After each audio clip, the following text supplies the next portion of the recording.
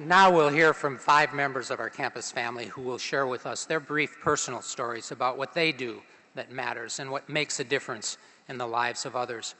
Our very first is Gabriella Wong. Gabriella is a senior from Union City, and she is majoring in sociology with an emphasis in law and society. She recently won, as has already been mentioned, a Strauss Public Service Scholarship and will use her scholarship to create a community organization in support of the deaf and hard of hearing community in UC Davis. She also intends to launch a retention and mentorship program for our deaf students and outreach efforts to recruit more deaf and hard of hearing students to UC Davis. Gabriella.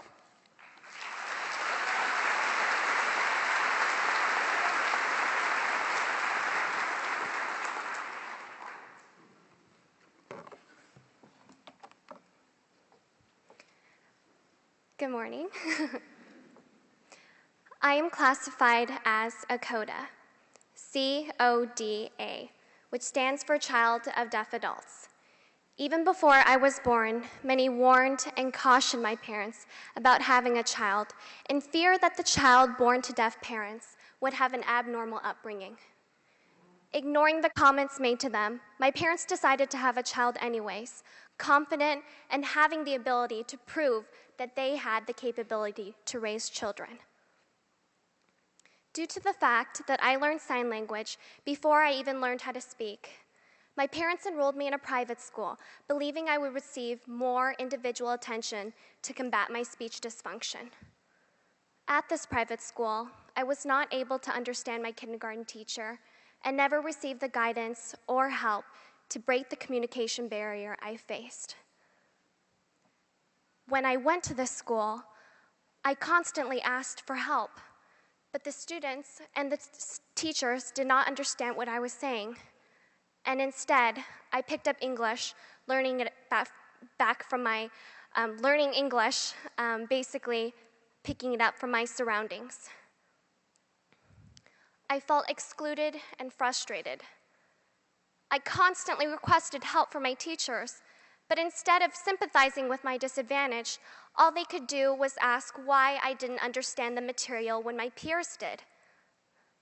Since it was a student body of only 200 and a teaching staff of 30, it became well known across the school that I was not able to understand and had difficulty learning for speculated reasons such as laziness. I did not understand why these people treated me this way, and I strongly disliked the fact that people were judging me based on the fact that they didn't understand my background. But I realized if people were making these judgments about me because my parents were deaf, how then do people treat other deaf people like my parents and millions of other deaf people? In realizing this, I decided to dedicate my time in understanding the deaf experience. In learning and interacting with the deaf community, I found that many deaf people experience exclusion and frustration due to communication barriers, ignorance, and insensitivity to accommodations. I wanted to solve this problem, but I had no idea where to start. Then, in my junior year, I received information about the Strauss Foundation. And what really stood out to me about this foundation was the fact that to receive funding, students had to propose a community service project in order to get the things done and to get the scholarship. And in addition to that, they had to carry this community service project out their senior year. Enthusiastic, I decided to apply for the scholarship and did some research and found that UC Davis is one of the few universities throughout the nation that provide accommodations for deaf people, such as sign language interpreters. I was so enthusiastic, and the Strauss Foundation rewarded me to be its 2008 scholar and has been a fundamental part of my dream to make the deaf people and to make others like people in the deaf community to see that UC Davis is a place for them and a place where they can achieve their dreams.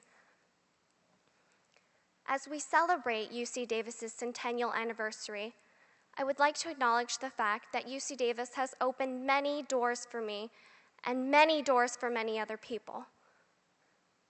UC Davis is a place that has allowed me to find my passion, to achieve my goals, and to reach for my dreams. Just like my parents, who held steadfast to the belief that they had the capability to raise children.